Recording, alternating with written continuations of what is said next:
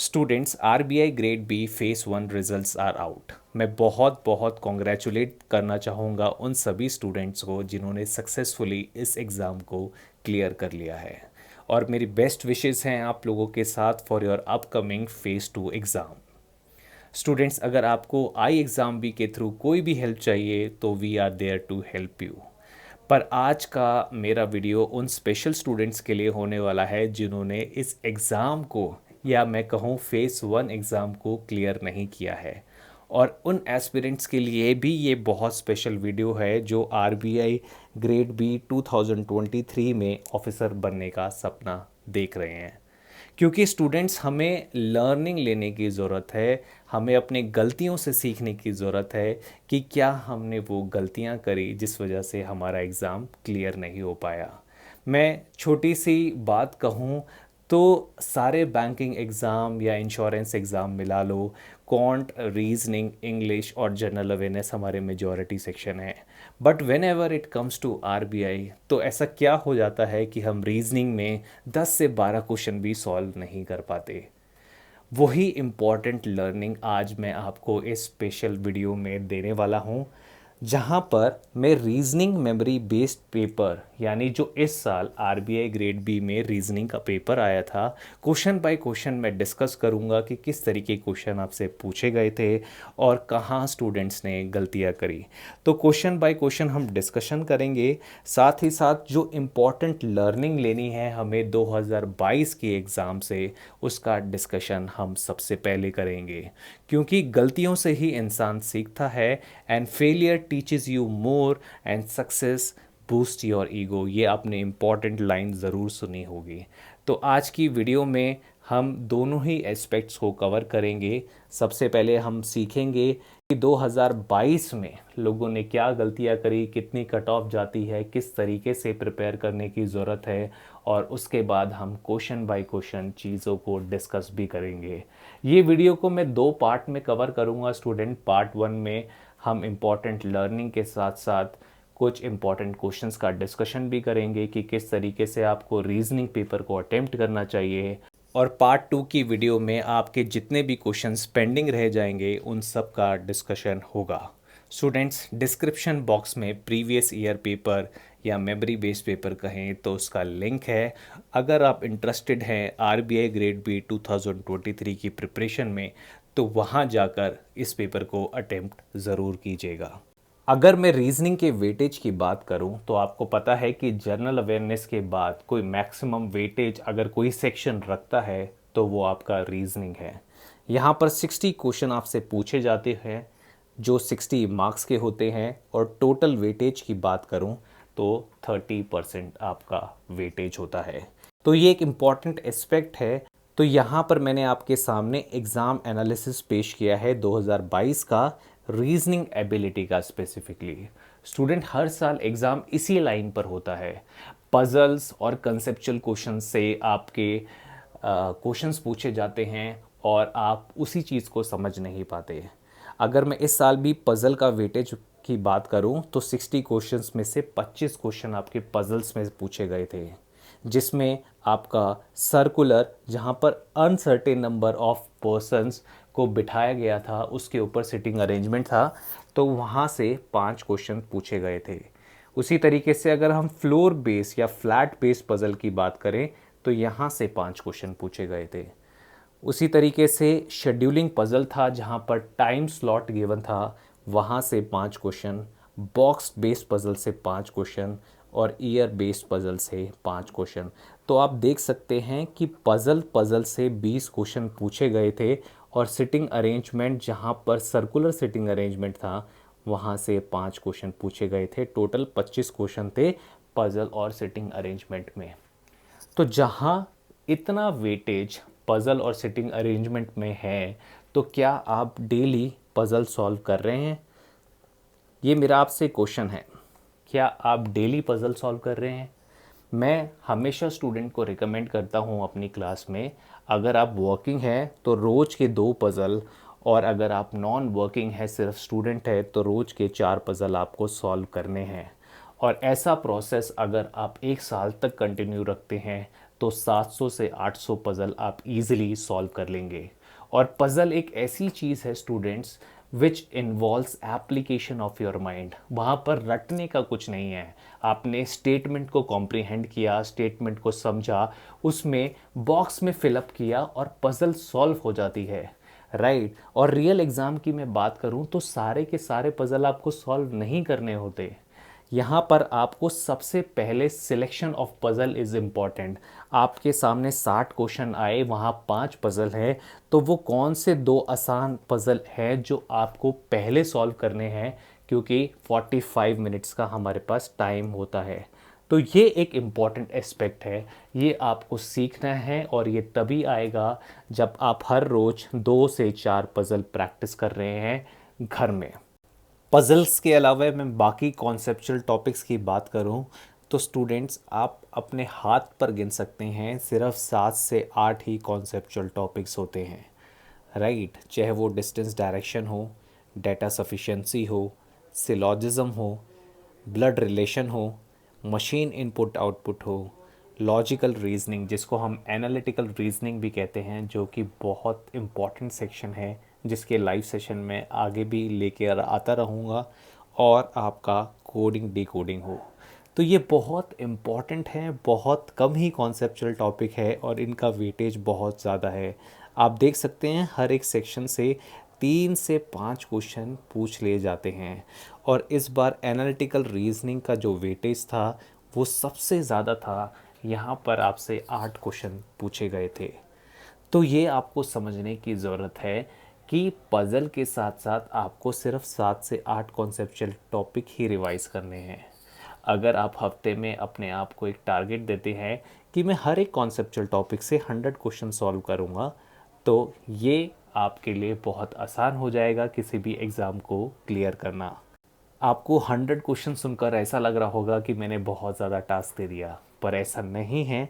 अगर आप इसको डेली टारगेट्स में डिवाइड करेंगे तो आपको 15 से 20 क्वेश्चन रोज़ सॉल्व करने हैं।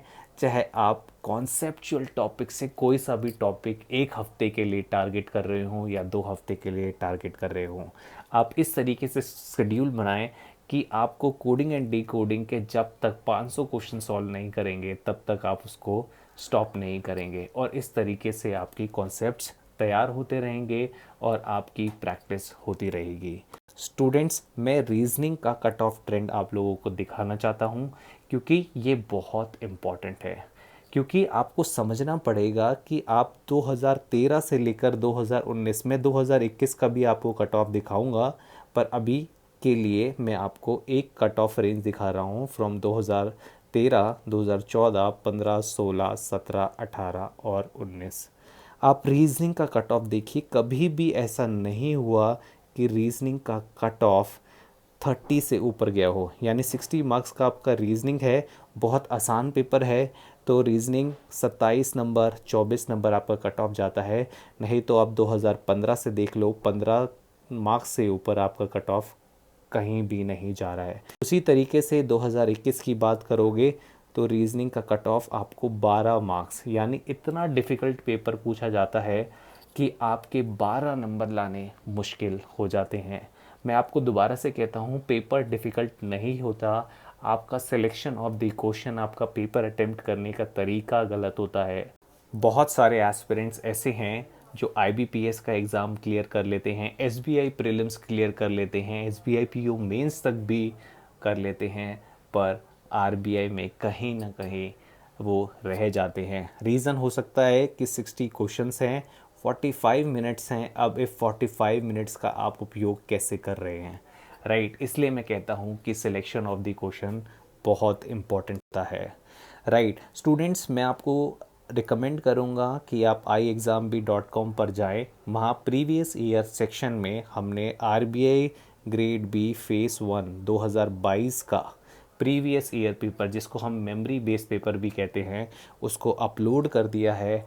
आप उस टेस्ट को दें ताकि आपको पता चले कि एग्ज़ाम किस लेवल का आता है और आप अपनी प्रिपरेशन को शुरू कर सकते हैं।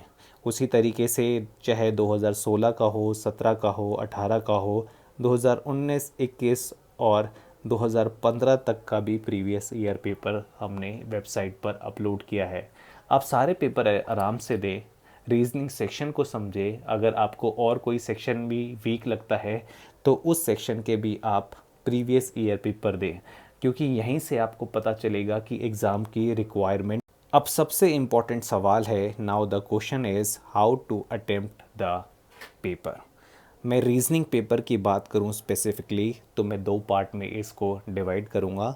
पहला है आपका पजल्स और दूसरा है आपका कॉन्सेप्चुअल क्वेश्चंस, राइट। तो जब भी आप पेपर को अटेम्प्ट करें, कोशिश करें कि अगर आप पजल्स में वीक हैं, क्योंकि आपको पता है पजल से यहाँ पर 25 से 30 क्वेश्चन पूछे जाएंगे और यहाँ पर 30 से 35 क्वेश्चन पूछे जाएंगे, राइट। और आपको प्रीवियस ईयर एग्ज़ाम एनालिसिस के थ्रू मैंने बताया कि 15 से 20 मार्क्स अगर आप ले आते हैं 60 में से तो आप सेफ जोन में हैं।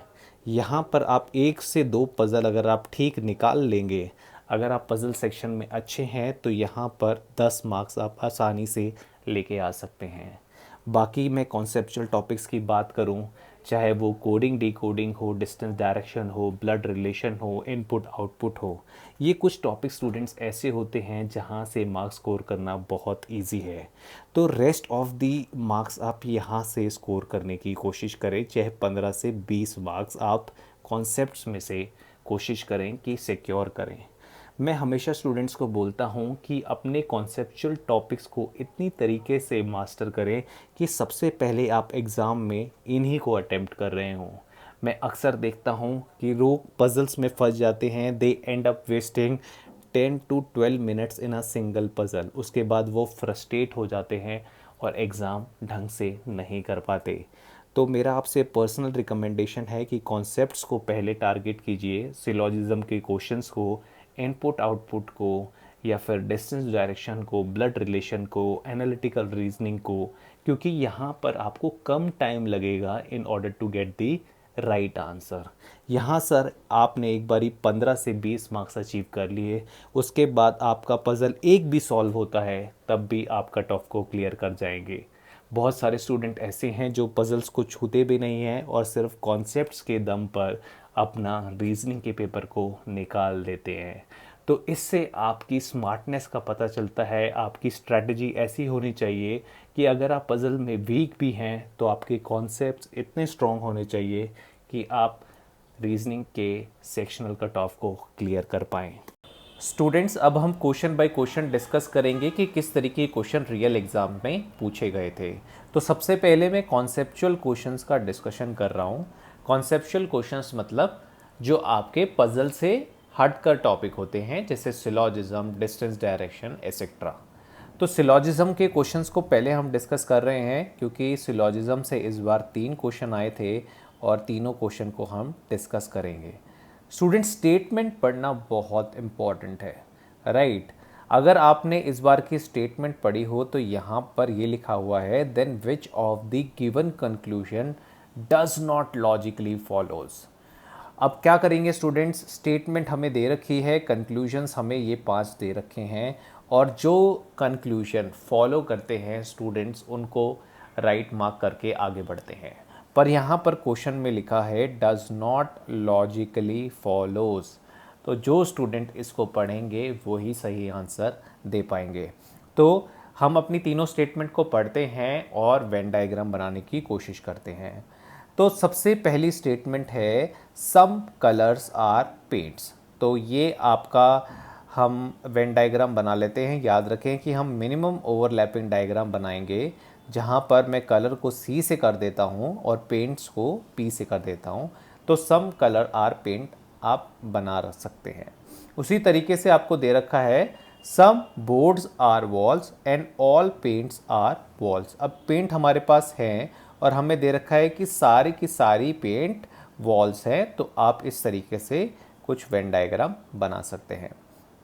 उसके बाद आपको दे रखा है सम बोर्ड्स आर वॉल्स, तो मिनिमम ओवरलैपिंग डायग्राम के हिसाब से हम यहाँ पर बना देते हैं सम बोर्ड्स आर वॉल।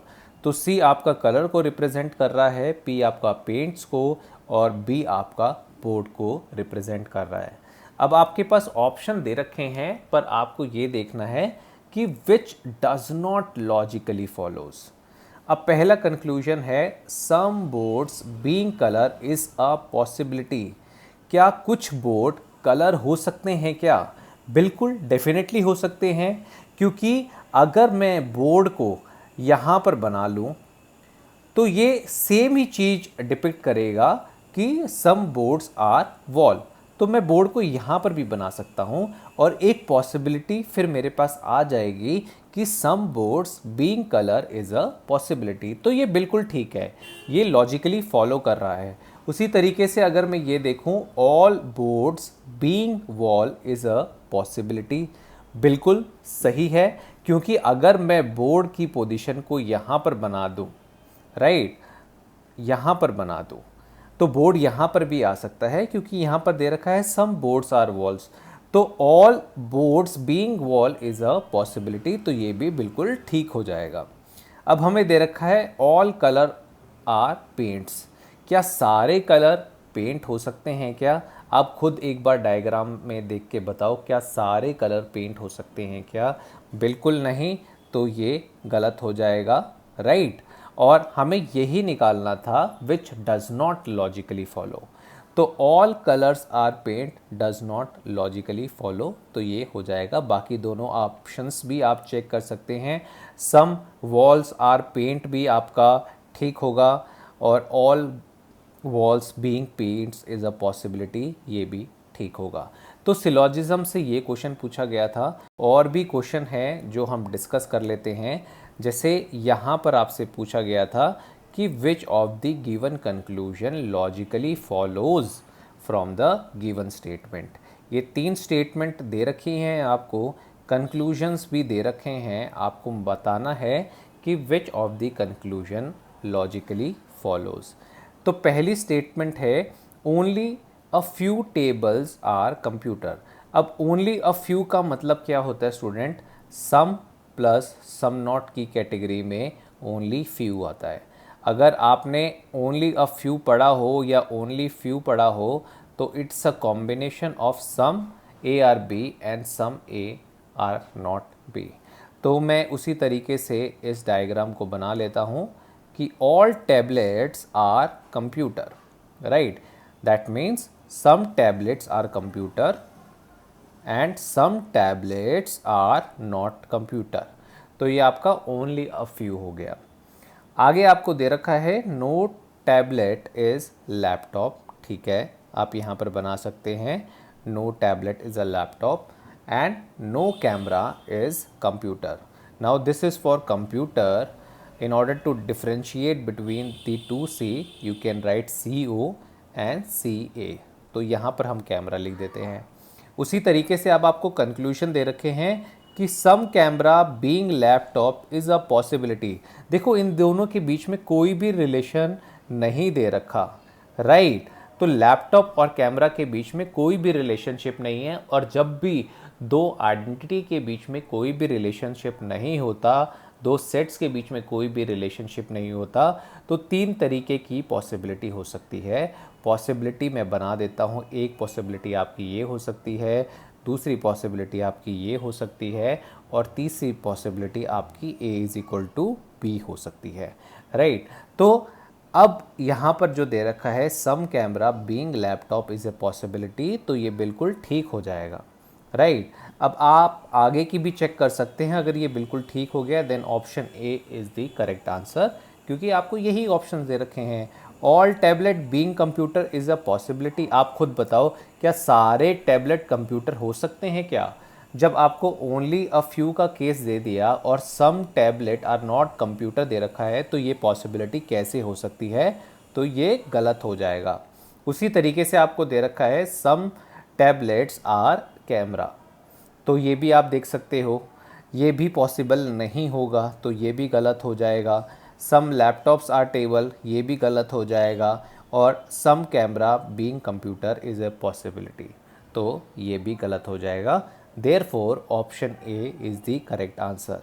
अगर आपका इस क्वेश्चन रिलेटेड कुछ भी डाउट हो तो आप मुझसे पूछ सकते हो। उसी तरीके से सिलॉजिज्म का तीसरा क्वेश्चन था, जहाँ पर ओनली अ फ्यू की आपको केसेस दे रखे थे और सारे कंक्लूजन पॉसिबिलिटी की फॉर्म में पूछे गए थे। तो तो आप ये क्वेश्चन ट्राई कर सकते हो। ओनली अ फ्यू केस में मैंने आपको बता दिया कि ओनली अ फ्यू में सम एंड सम नॉट की कैटेगरी को आप लगाना मत भूलिएगा, ठीक है।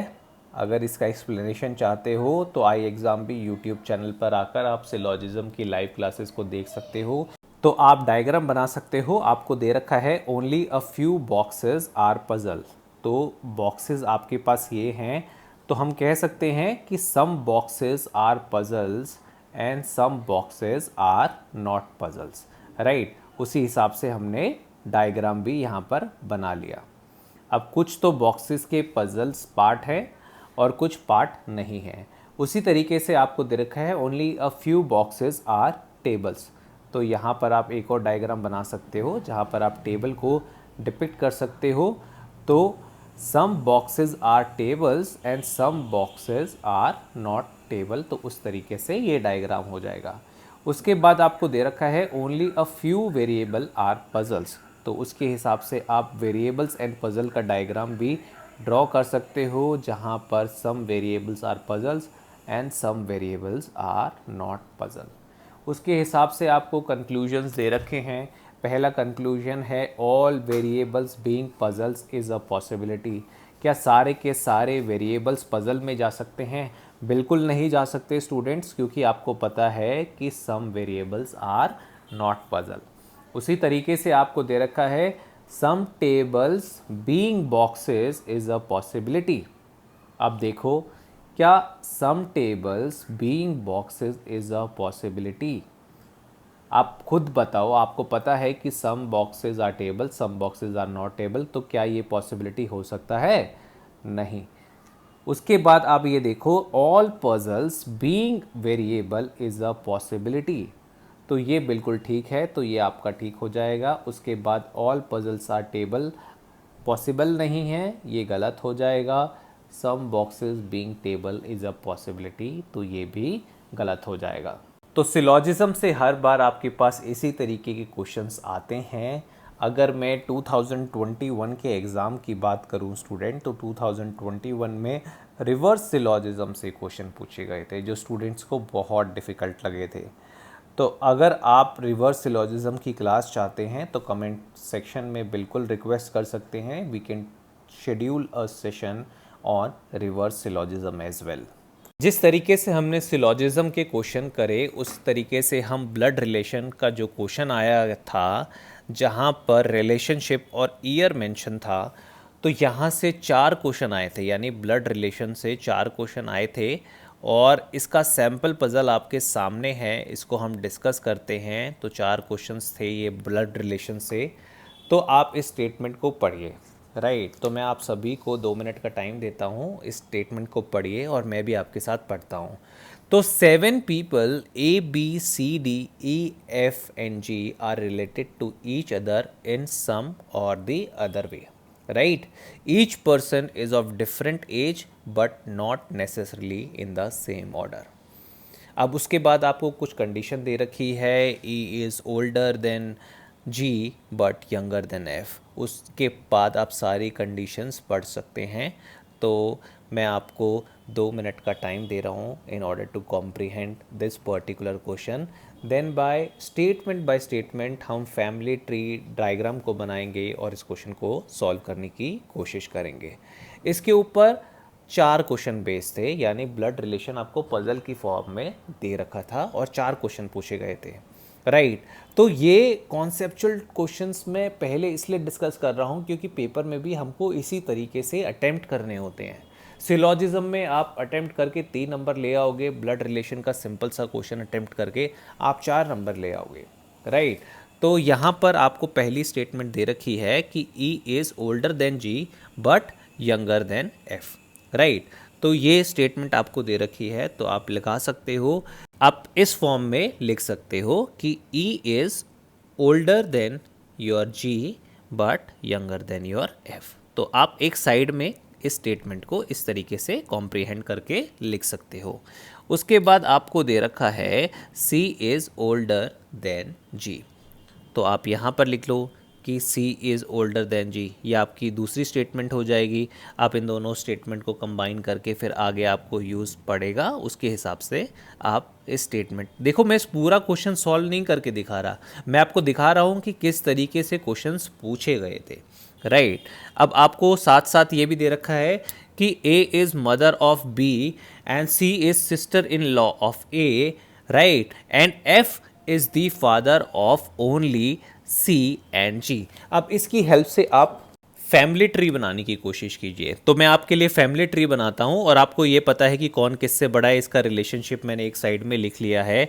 चलो एफ हमारा फादर है तो हमें पता है कि it's a male member, right. तो अभी हमारे पास जितनी इन्फॉर्मेशन है हम उसी हिसाब से हम बना लेते हैं। F is the father of only C and G, तो आप ऐसा बना सकते हैं सी एंड जी, राइट। और बाकी जो भी इंफॉर्मेशन आपको दे रखी है, जैसे A is the mother of B, right, C is sister in law of A, तो उसके हिसाब से यहाँ पर आप माइनस और प्लस रिप्रेजेंट कर सकते हैं in order to comprehend this particular question.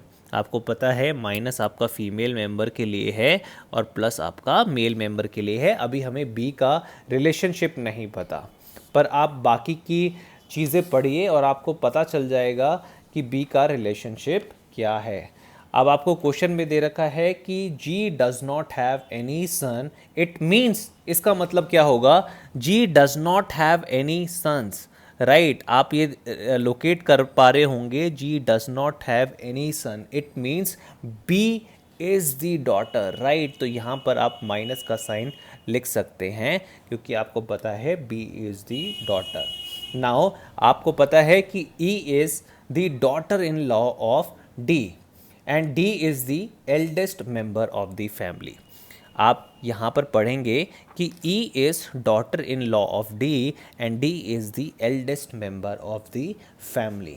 It means D can be mother और father of F, right, and mother in law और father in law of E, क्योंकि अभी हमें डी का जेंडर नहीं पता है और ई इसका इस एफ की वाइफ हो जाएगी।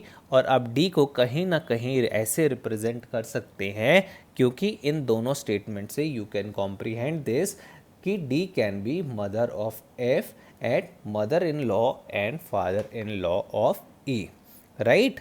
और अगर मैं अब कंपैरिजन चार्ट बनाने की कोशिश करूं, ये आपका फैमिली ट्री डायग्राम हो गया, और कंपैरिजन चार्ट बनाने की कोशिश करूं जहां पर मैं फ्रॉम द असेंडिंग ऑर्डर, आप कह सकते हैं फ्रॉम डिसेंडिंग ऑर्डर में चार्ट बना रहा हूं, तो सबसे बड़ा डी हो जाएगा, फिर एफ हो जाएगा, then your E which is 78 years, आप देख सकते हैं यहाँ पर दे रखा है, राइट। और उसके बाद आपका सी हो जाएगा, then G, then A, and सबसे छोटा आपका बी हो जाएगा 12 ईयर्स। तो इसी के बेसिस पर क्वेश्चंस पूछे गए थे 4। यहाँ से आप फैमिली ट्री डायग्राम से रिलेशनशिप के क्वेश्चंस को आंसर कर सकते हैं और यहाँ पर कौन किससे बड़ा है, कौन किससे छोटा है, उस तरीके के क्वेश्चंस को आंसर कर सकते हैं। उसी तरीके से डिस्टेंस एंड डायरेक्शन से भी 4 क्वेश्चन पूछे गए थे, राइट। अभी हमारा कॉन्सेप्चुअल क्वेश्चंस का डिस्कशन चल रहा है। डिस्टेंस एंड डायरेक्शन से भी 4 क्वेश्चन थे।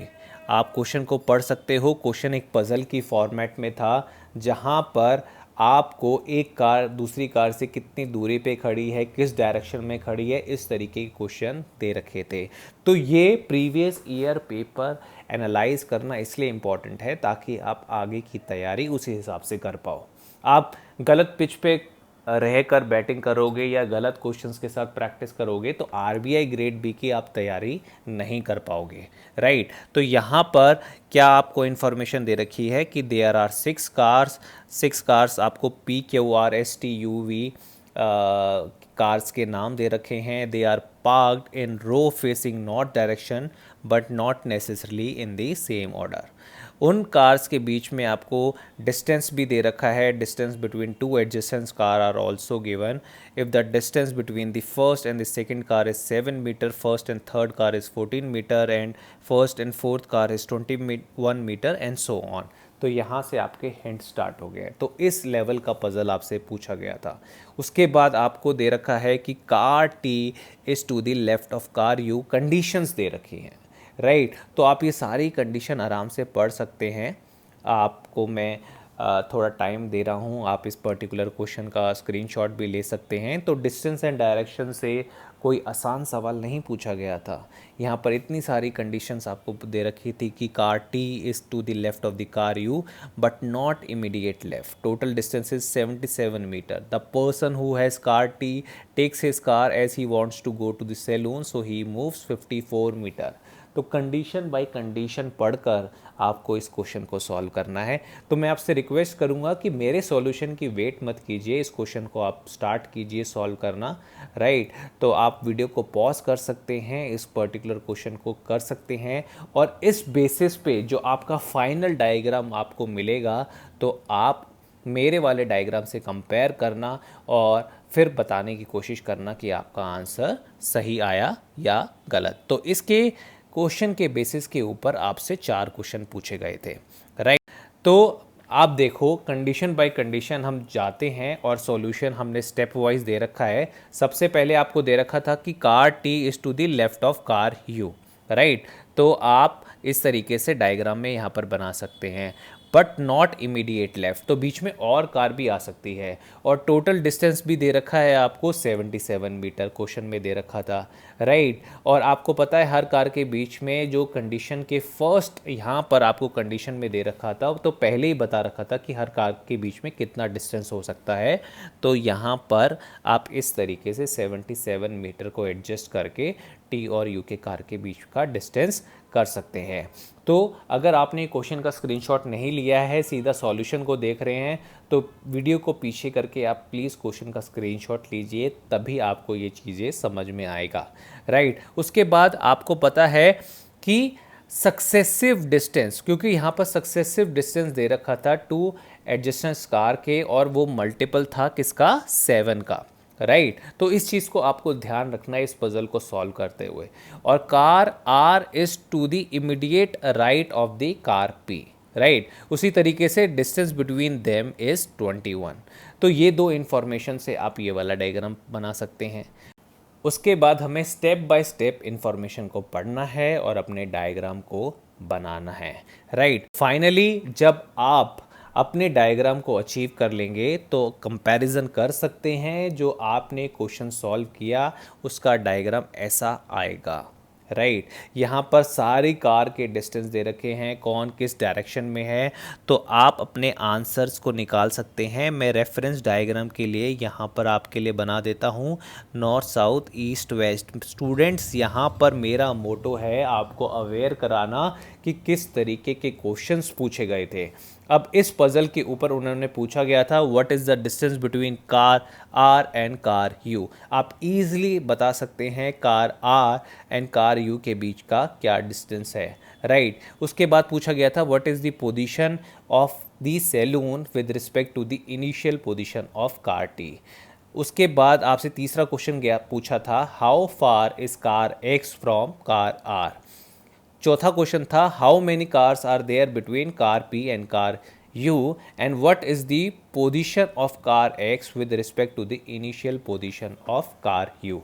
तो इस तरीके से आपसे डिस्टेंस एंड डायरेक्शन में पजल की फॉर्मेट से 5 क्वेश्चंस पूछे गए थे. तो डिस्टेंस एंड डायरेक्शन को क्वेश्चन को सॉल्व करना बहुत इजी है, क्योंकि वहाँ पर एक ही कॉन्सेप्ट चलता है नॉर्थ साउथ ईस्ट वेस्ट. आपको पोजीशनिंग करनी आती है, अगर आप पजल्स में अच्छे हैं तो इस तरीके के क्वेश्चन को आप अच्छी तरीके से समझ पाएंगे और अपने क्वेश्चंस को सॉल्व कर पाएंगे. अब हम अपने कॉन्सेप्चुअल क्वेश्चन के डिस्कशन से आगे बढ़ते हैं. हमने सिलोजिज्म के 3 क्वेश्चन, ब्लड रिलेशन के 4 क्वेश्चन, डिस्टेंस डायरेक्शन के 5 क्वेश्चंस को डिस्कस कर लिया है. अब हम देखते हैं कि इनपुट आउटपुट किस फॉर्म में पूछा गया था. तो इनपुट आउटपुट से भी 4 से 5 क्वेश्चन पूछे गए थे। यहाँ पर मैं पैटर्न लगा दिया है आप लोगों के लिए कि किस तरीके का क्वेश्चन पूछा गया था, आप इसको ध्यान से देखें। राइट, तो ये न्यू पैटर्न इनपुट आउटपुट के क्वेश्चन है स्टूडेंट्स। राइट, अब वो ज़माना चला गया जहाँ पर आपसे ओल्ड पैटर्न क्वेश्चंस पूछे जाते थे। तो this is a new pattern input output question, और आप 2 मिनट का समय लगा के इस क्वेश्चन का स्क्रीनशॉट लें और खुद से ट्राई कीजिए क्या आप इस पर्टिकुलर क्वेश्चन को सॉल्व कर पा रहे हैं या नहीं। राइट, तो मैं 10 सेकंड का पॉज लेता हूं, आप इस क्वेश्चन को ध्यान से पढ़िए।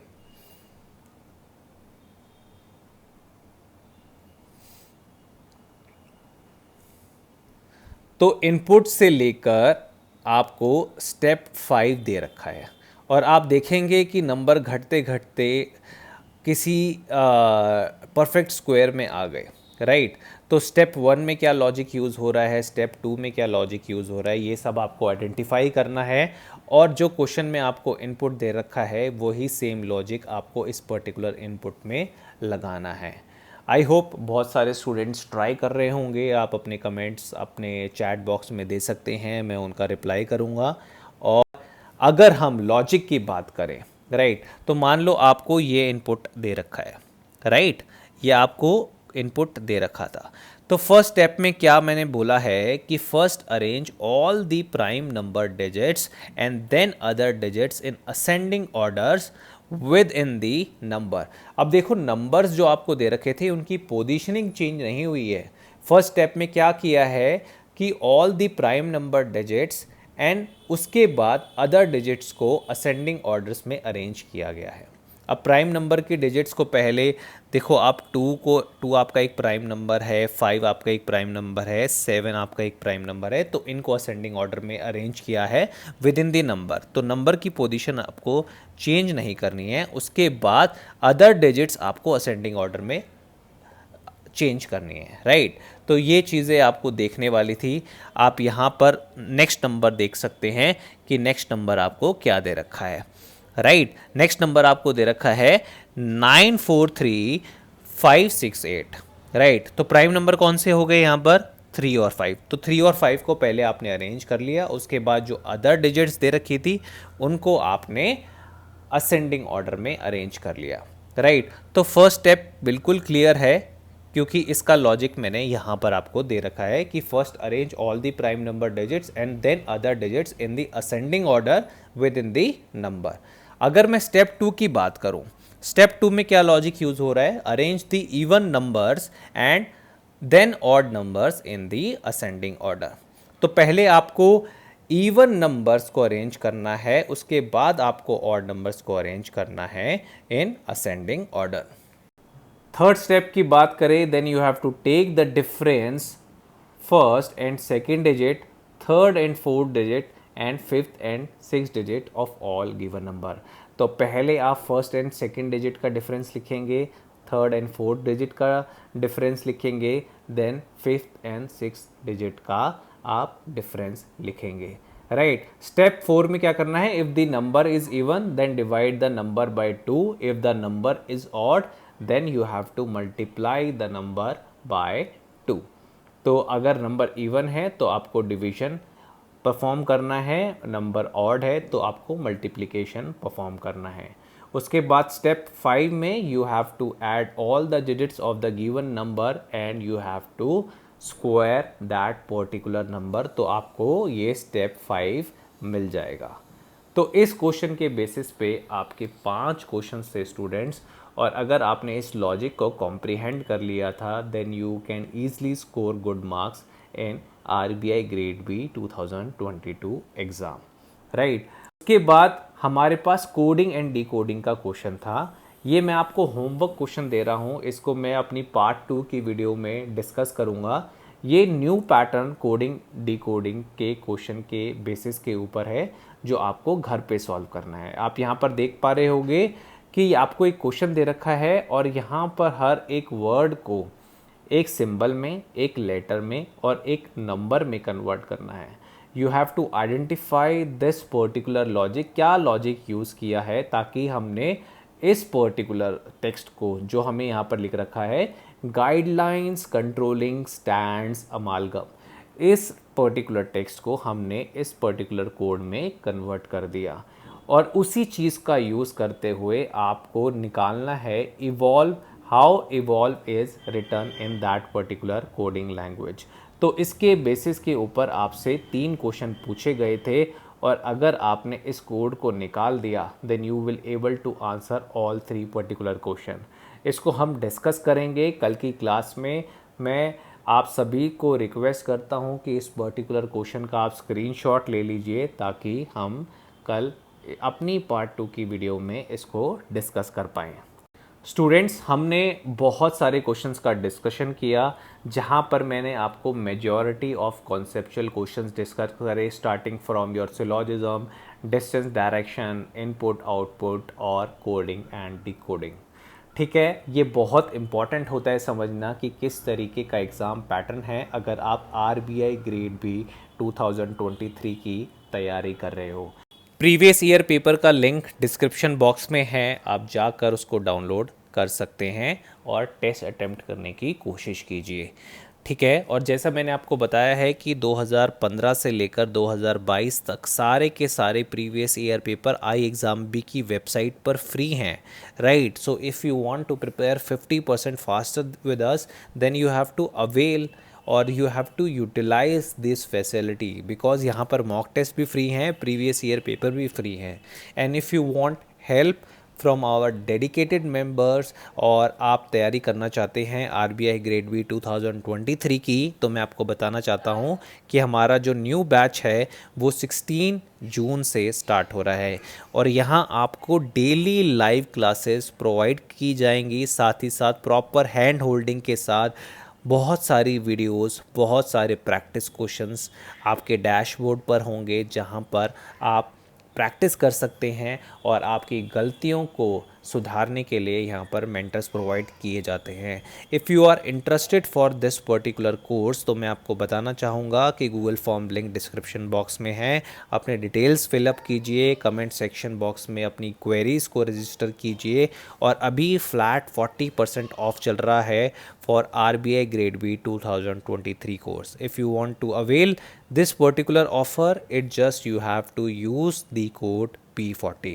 स्टूडेंट्स, रिज़ल्ट आउट हो चुका है, बहुत सारे स्टूडेंट्स का क्लियर नहीं हुआ है, बहुत सारे स्टूडेंट्स फर्स्ट टाइम इसकी तैयारी कर रहे होंगे। तो मेरा आपसे रिक्वेस्ट है कि सीरियस नोट पे आपको तैयारी करनी है क्योंकि अभी जो फेज़ 1 के रिज़ल्ट्स आए वो बहुत शॉकिंग थे और आप देख पा रहे हो कि रीजनिंग के कट ऑफ लोग नहीं क्लियर कर पा रहे हैं, 50% भी मार्क्स अचीव नहीं कर पा रहे हैं। अगर 60 मार्क्स का पेपर है तो कट ऑफ सिर्फ 12 से 15 के बीच में आता है और स्टूडेंट्स उतना भी स्कोर नहीं कर पा रहे हैं। तो there is some learning over here, there is some improvements you have to done in your daily schedule. Planning करने की ज़रूरत है, क्वेश्चन सॉल्व करने की ज़रूरत है, तो बहुत सारी चीज़ें हैं जिसमें आपको इम्प्रूवमेंट की ज़रूरत है। आई होप आपको आज का वीडियो पसंद आया होगा और मैं अपनी पार्ट 2 की वीडियो में पजल्स एंड बाकी के जो एनालिटिकल रीजनिंग के क्वेश्चंस थे और जो भी कॉन्सेप्चुअल क्वेश्चंस हमारे रह गए हैं वो मैं पार्ट 2 की वीडियो में कवर करूँगा। Thank you students and thanks for watching I exam B.